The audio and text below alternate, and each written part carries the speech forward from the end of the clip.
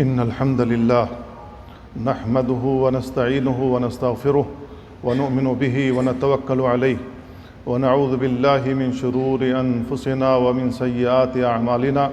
من يهده الله فلا مضل له ومن يضلل فلا هادي له، وأشهد أن لا إله إلا الله وحده لا شريك له، وأشهد أن محمدًا عبده ورسوله.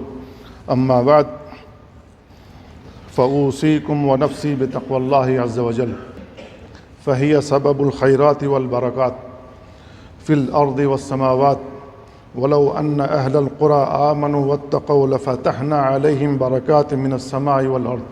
عباد الله، إنه شهر الحرية والسعادة القلبية، وهو متعة الأبرار ومدرسة الأحرار. إنه شهر رمضان، فإن رمضان فرصة للتحرر من أثقال الذنوب والتوبة إلى علام الغيوب. والمحروم من حرم التوبة في شهر المغفرة.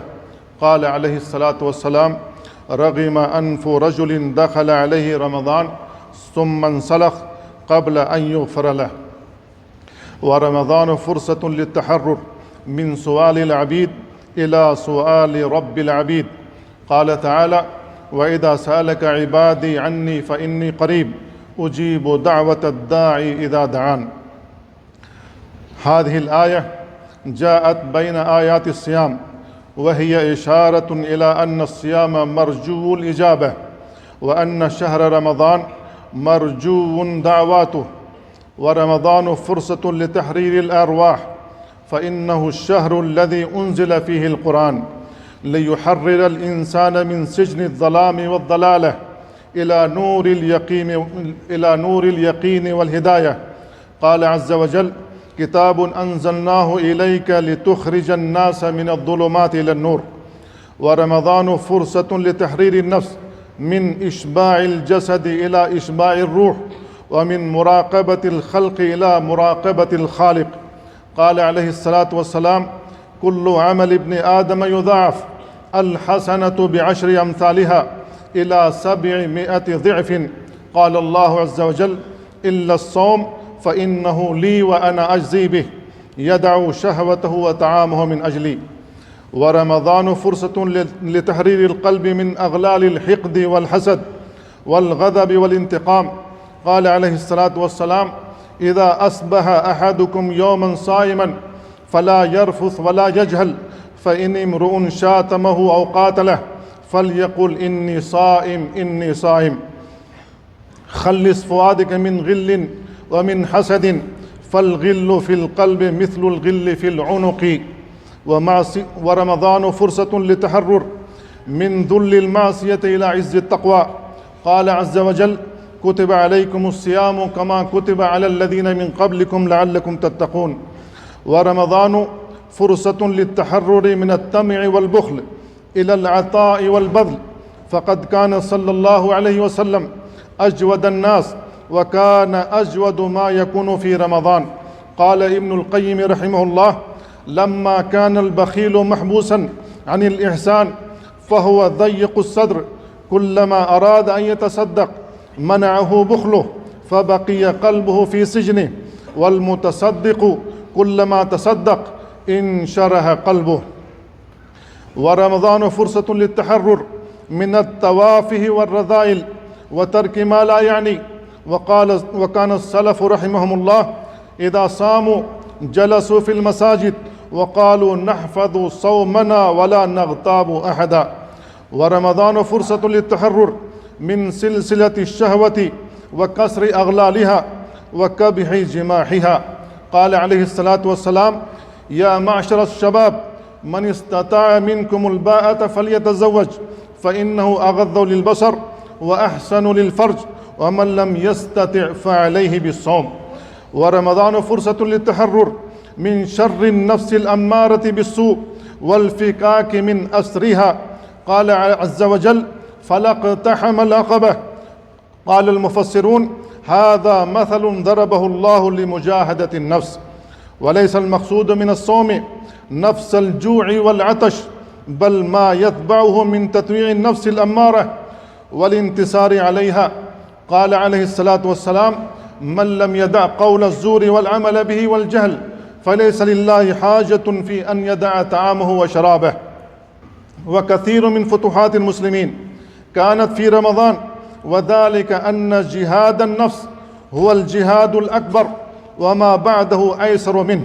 قال ابن رجب رحمه الله: واعلم أن المؤمن يجتمع له في شهر رمضان جهادان لنفسه: جهاد بالنهار على الصيام، وجهاد بالليل على القيام.